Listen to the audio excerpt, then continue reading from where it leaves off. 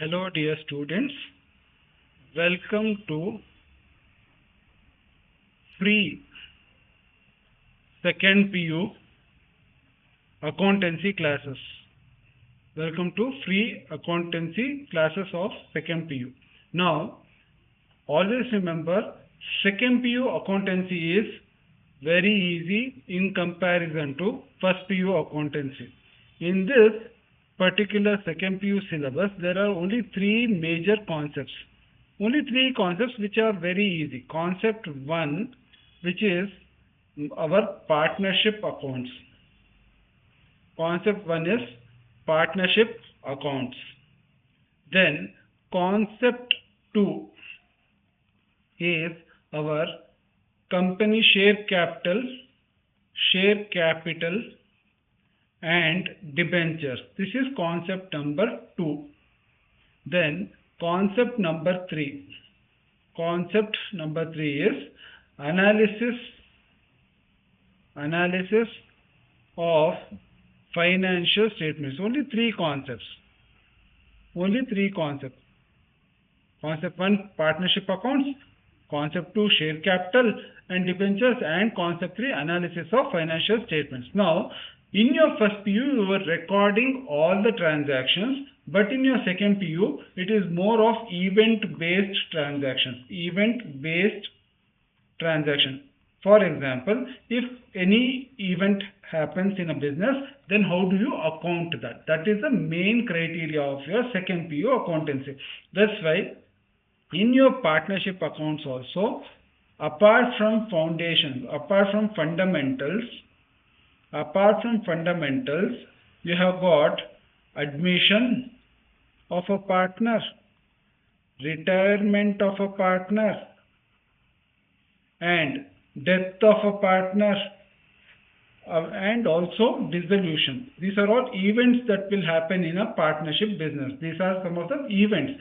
For example, a new partner may enter the business, an existing partner may retire from the business, and a partner may die during the accounting year. This is what is the basic concept of your partnership. And if there is any dissolution, that is, we are closing the partnership business. This is what is the event-based things about partnership accounts in your second PU. Then after this, you have got company accounts, that is share capital and debentures. Now, what is the main issue in this? What is the main concept in this is, if a company needs money, then it can either take bank loan or it will have to arrange fund in a different manner. If a company takes money other than bank loan for its capital, for its working, for its requirement, then how do you account that? That is what is the share capital and debentures. Very easy concept. I promise you that this will be the most enjoyable classes, and you will be able to understand each and everything, and you will also be able to get centum in this, provided you have concentrated during the video and you have regularly watched the video properly. Then after this, you have got financial statement analysis, where you will be learning how to do an analysis of financial statements. This will actually help you to become rich later by giving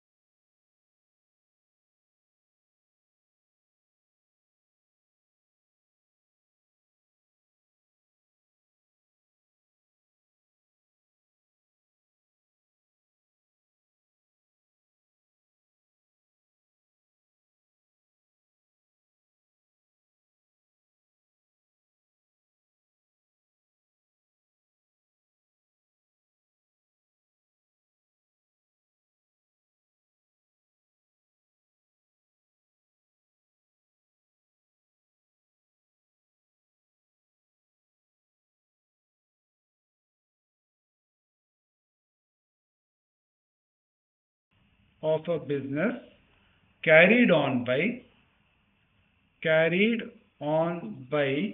all or any of them acting for all. It is just a relation between persons who have agreed to share profits of the business carried on by all or any of them acting for all. Now let us just understand few more things from this definition. They have told persons. See, they have told persons. What do you mean by persons? More than one person. This is plural. So persons means more than one. More than one. Now they have told share profits. Does that mean that they should not share losses? No. It means both profits and losses.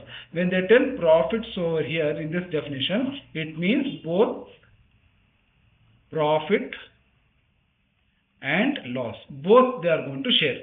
Then business. What do you mean by business? Business means it is a legal business. It should be allowed by the law. Legal business. This is what is the meaning of partnership. Partnership is a relation between persons who have agreed to share profits of a business carried on by all or any of them acting for all. Now, there is something known as minimum partners and maximum partners. Just give me 5 minutes and I will be done with the basic theory. We will go to the concepts now. Minimum partners and maximum partners. Just give me 5 minutes. Minimum partners is 2 individuals. Maximum partners is 50 as per 464 of Companies Act. Section 464 of Companies Act 2013. Many people have misinterpreted this one. It is actually 50 only. Many places they have told 150, which is wrong, because 100 is by a notification. It is not yet in force. It is 50 only as per section 464 of Companies Act of 2013. Then there are some more things. Now listen. You would have watched cricket. Now individually you will call them players, but collectively, that is together, you will call them as team, right? In the same way, individually they are called as partners. Collectively, that is together. Collectively means all of them together. They are called as firm. Collectively, they are called as firm. This is also mentioned in section 4 only. I am not defining section 4 proper, this one in its entirety, because basically in your PU they will test only the definition of partnership. There you please mention section 4. Then business name, that is name with which they carry on the business, is known as firm name. This is known as firm name. These are all tested for 1 mark. Okay, individually partners, collectively firm, and business name is firm name.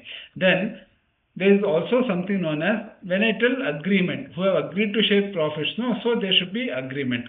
Now this agreement can be both oral or written.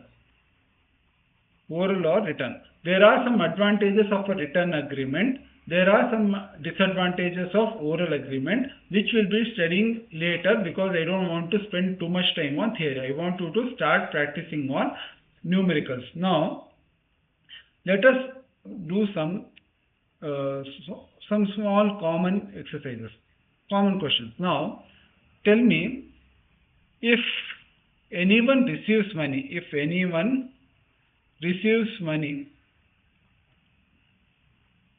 what should be done? Example, Mr. A receives money from Mr.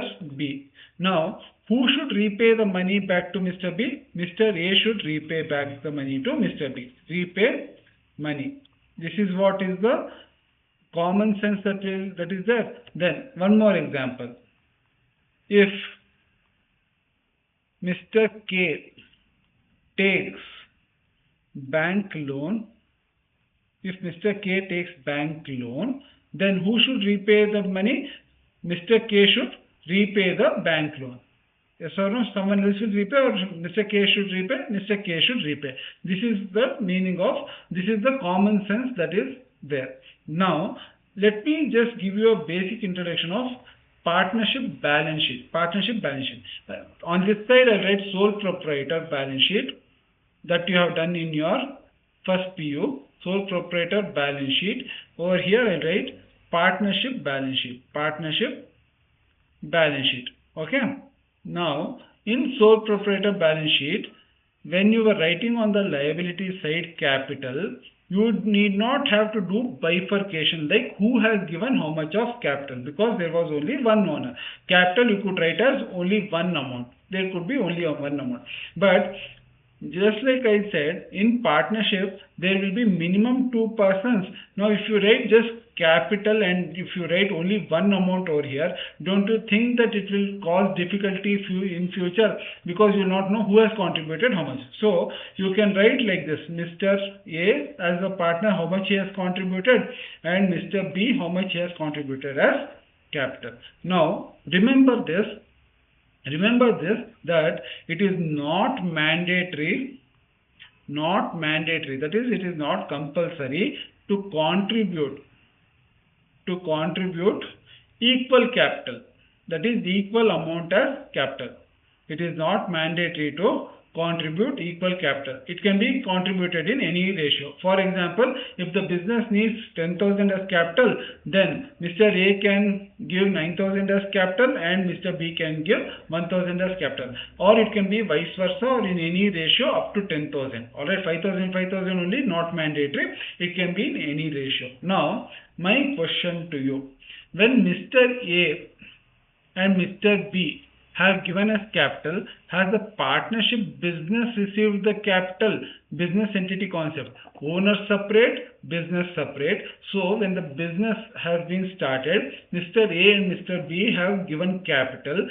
Partnership business has received the amount. Yes or no? It has. The partnership business has received the amount. Now, let me tell you like this. You and your friend are starting a hotel business. You are not well versed in hotel business, but your friend is very much well versed in hotel business, knows how to cook and everything. Without your friend, you will be able to start the business, but you will not be able to run the business. Now, you have put in rupees 90,000 as capital, and your friend has put in only 10,000 as capital. Understood? You have put in how much? 90,000 as capital, and your friend has put in 10,000 as capital. Now, in future, suppose you are going to earn, suppose rupees 40,000. Suppose rupees 40,000 as profit. Suppose rupees 40,000 as profit. Now tell me, without your friend, you could not have earned this one. So what your friend is telling, no, I know that I have invested only 10,000 rupees, but still I want half of this profit. Without me, you will not be able to earn profit. I know that I have put in only 10,000, but still I want half of the profit. Don't you think that it is somewhat unethical? Who has put more money? You have put more money. Who have put less money? Your friend has put less money. But profit sharing, that person wants equal. Don't you think that it is unfair for you? It is like cheating you indirectly. So, to compensate the person who has given in such a situation where the capital contribution is not equal, to contribute the person who has given, who has contributed more capital, there is something known as interest on capital. Interest on capital. Interest on capital. Now, once again I come back to balance sheet. Who has received this one? I'll make this 90,000. Wait, I'll make this now 90,000. This one 10,000. 10,000. Now, I have changed it once again. Listen, 90,000 and 10,000 I have changed it. Now, who has received the money? Partnership business has received the money.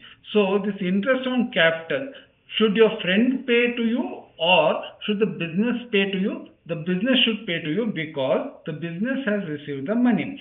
So, if the business is paying to partner, is it an expense to the business or an income to the business? It is expense to the business. Understood? Expense to business. I hope you are understanding. If you have got any query or if you are getting confused, please write it in the comment and I will definitely answer the query so that the query gets resolved. Alright. Now, interest on capital, it is an expense. Understood why? Because In a situation where the capital contribution is not equal, but the share of profit is equal, the person who has paid more capital, who has contributed more capital, should not be cheated. So to help that person, and to compensate that person, we are going to pay the money to that person as interest on capital. All right. Now, next, interest on drawings. Interest on drawings. I'm going to tell you something. Interest on drawings. Interest on drawings. Now, what is this interest on drawings? You would have heard of something known as drawings. What do you mean by drawings? In your first PU, you know this one. Money taken by business owner. Money taken by business owner for personal use. For personal use is the meaning of drawings. Yes or no? Now, I'll give you one more situation, same situation. You have contributed 90,000. Your friend has once again contributed how much? 10,000. Alright? And the profit is 40,000. Half that person is sharing. Now, who is more interested to save money? You are more interested to protect your money because you have given more. Your friend may not be that interested or that concerned about the money because that person has invested only 10,000. Since you have invested more, you are more concerned about this one. So you are doing lot of hard work. You are doing lot of marketing. You are going and giving samples like this is our taste, this is our food. You are distributing pamphlets, everything you are doing. With great difficulty, you are getting money, and then after doing some sales out of your efforts, you bring that sale money and keep it in business cash box. This is cash box. This is there in business. This is my business cash box. This is my business cash box. This cash box belongs to the business. You have kept money. You have kept money in the cash box. Now, in your absence, your friend comes and then takes away money, for personal use. Don't you think that it is like cheating to you? Don't you think that person is cheating you? Because you are the one who is doing more hard work. That person is coming once in a while. That person promised that without me you cannot do. But you are the one who is doing more work. Now, that whatever you have worked hard and then you have kept the money in cash box, that person is taking off. Now, there are three choices. One, close down the partnership, not a wise choice because you will have to recover everything. Second choice, like science students, dishum, nothing. You will take like that, you will just threaten and then you will do dishum and then prevent that person. Another way, intelligent people like us, commerce students, will tell, see, I am the one who has worked hard, and then I am the one who has kept the money in cash box, and then you are taking the money from the business cash box. See, you have taken money from the business. You have not taken money from me. You are taking the money from the business, so you will have to compensate the business. How? By paying interest on drawings. Understood? You have worked hard and then you have kept the money in business cash box. Now, in your absence, your friend is coming to the business office, taking money from cash box for personal use. So, to discourage such things, you are going to charge interest on drawings. Now, your friend, who is a partner, has taken money from the business. To whom should he repay? To you or to the business? Should repay to the business. Alright. Now, when they are repaying to the business, they are paying along with interest on drawings. Since they are going to receive the money, since the business is going to receive the money, can I call interest on drawings as income to the business? Yes, it is an income to the business. This is what is the core concept of interest on drawings. Now, in your PU, they will primarily test interest on drawings. Just a minute, I'll just make it silent, or else it will keep on disturbing you. Sorry about that. I'll just turn this to silent. Extremely sorry. Yeah. Okay. Interest on drawings. This is primarily tested in your exam, and this will be tested throughout the year for 18 marks. Throughout the year. 6 marks in your IA1, that is internal assessment 1, 6 marks in your midterm, and once again 6 marks in your final board exam. 3 times they'll test, and it will sum up to 18 marks. Alright, 18 marks is equal to your 3% of your results. So please pay attention. I'll be just giving you the methods of interest on drawing today, and then we'll be done with the class for today. Interest on drawing, we have got 2 methods. One is product method, and another one is average period method. Average period method. This product method is used when time period or amount of drawing is unequal, and average period method is used when time period and amount are having equal time distance and amount. This is what is the 2 methods for you. We'll first finish off the product method in the next class, and after that we'll go to average period method. Alright. Now, to sum up, we have just started the